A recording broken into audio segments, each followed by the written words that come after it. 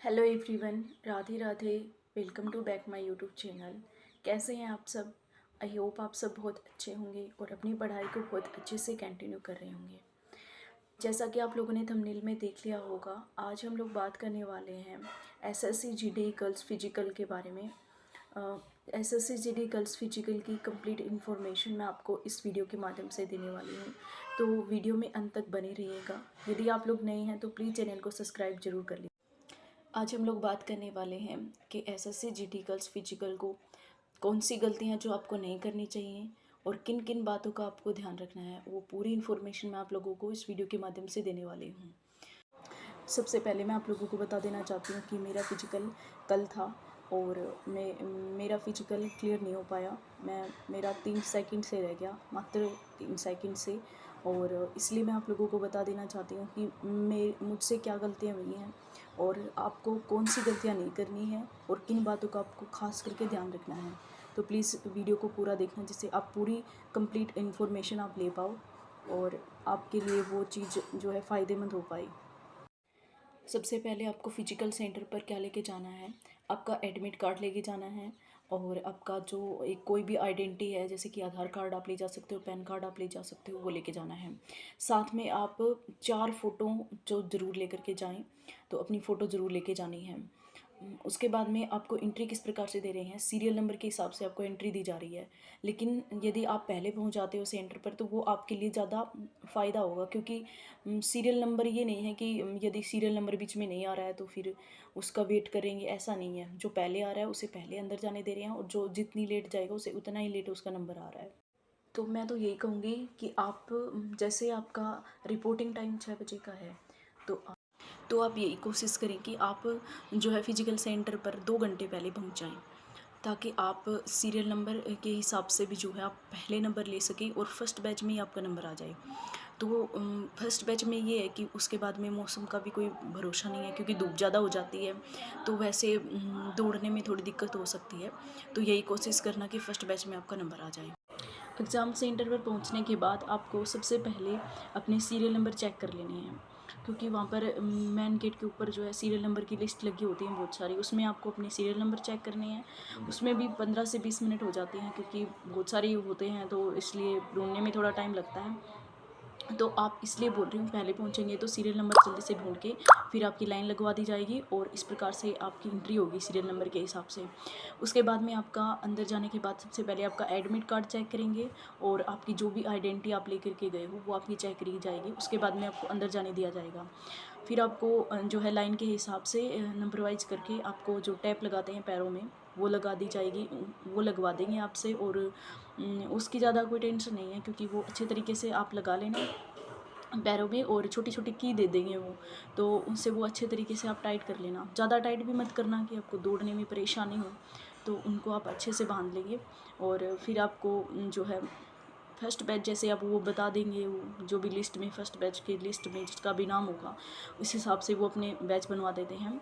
तो मैं बताऊं तो मतलब 100 का बैच बनवाया था। तो मैं अजमेर ग्राउंड की बात कर रही हूँ, जो अजमेर जी7 वाला है उसकी बात कर रही हूँ। 100 के बैच बनवाए थे, करीबन 5-6 बैच बने थे। तो इस प्रकार से वो बैच बना देंगे और फिर फर्स्ट बैच की सेकंड बैच इस तरीके से वो रनिंग करवा रहे थे।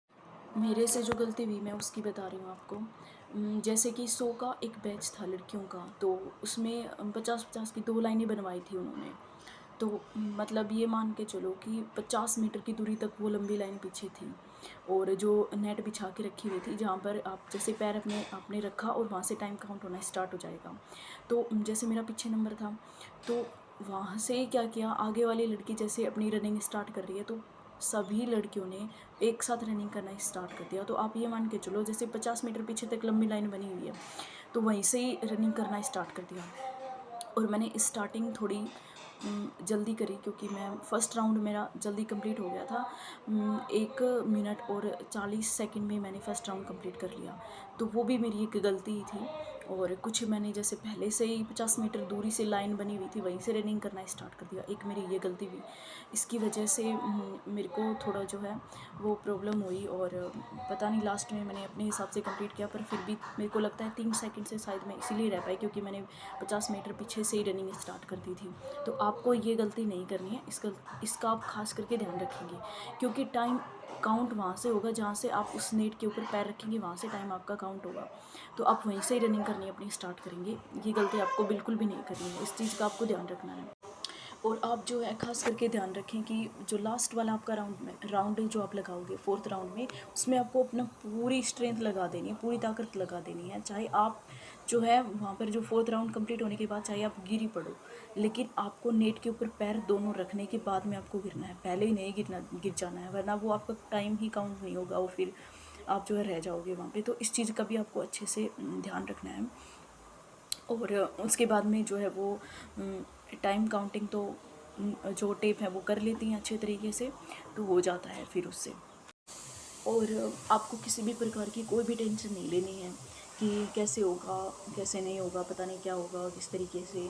और यदि मैं और बात करूं, जैसे कि यदि कुछ लोग बहुत दूर से आ रहे हैं तो वो यही कोशिश करें ना कि मतलब वो सेंटर पर पहले पहुंच जाएं, जिससे कि वो ज़्यादा नहीं तो 2-3 घंटे का जो है वहाँ पर रेस्ट कर सकें।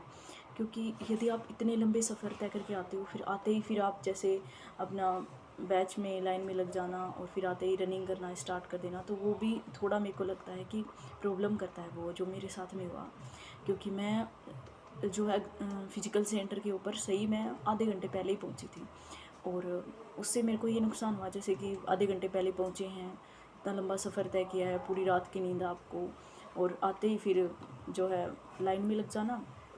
और फिर ये है कि मेरा फर्स्ट बैच में ही आ गया था, वैसे बहुत जल्दी मैंने करके जो है 15-20 मिनट लगा दी सीरियल नंबर ढूंढने में, और उसके बाद में जो है फर्स्ट बैच में तो आ गया था। लेकिन फिर भी वो थकान तो रहती है थोड़ी बॉडी में, तो इसलिए यही कोशिश करना कि आप पहले पहुंचो। और यदि मैं खाने को लेकर के बात करूं तो आप यदि आपका फर्स्ट बैच में नहीं है तो आप पानी तो आप पी सकते हो, पानी की कोई दिक्कत नहीं है, लेकिन आप जैसे बनाना खा सकते हो या फिर एप्पल भी खा सकते हो, ज़्यादा नहीं खाना, या तो एक एप्पल खाओ या फिर एक बनाना ही खाओ, और 1 गिलास आप पानी भी पी सकते हो। हाँ, यदि ग्लूकोज़ वाटर है तो अच्छा है, वो भी आप ले सकते हो, तो ऐसी कोई दिक्कत नहीं है। और आप सभी को ऑल द बेस्ट। बहुत एकदम मतलब टेंशन फ्री होकर के अपना फिजिकल करना है, बहुत अच्छे से क्लियर हो जाएगा, ऐसी कोई बात नहीं है। पर यही कोशिश करेंगे फर्स्ट बेस्ट में आपका जो है नंबर आ जाए, बाकी तो किस्मत की भी बात होती है, क्योंकि मौसम अभी ऐसा चल रहा है, बारिश भी हो रही है इतनी ज़्यादा। और देखा मैंने 1-2 लड़कियां थी जो कि आधे सेकंड से भी रह गई थी, तो अब क्या ही कर सकते हैं। और मैं तो यही कहूँगी आप सबको ऑल द बेस्ट, और एकदम टेंशन फ्री होकर के जाना है आपको, और सबको बहुत अच्छे से अपना फिजिकल करके आना है। और प्लीज़ इस वीडियो को आप लोग जो है सब्सक्राइब कर लें, ताकि जो भी आगे आने वाली इन्फॉर्मेशन है वो मैं आपको दे पाऊँ और आप तक वो सारी इन्फॉर्मेशन पहुँच पाएँ।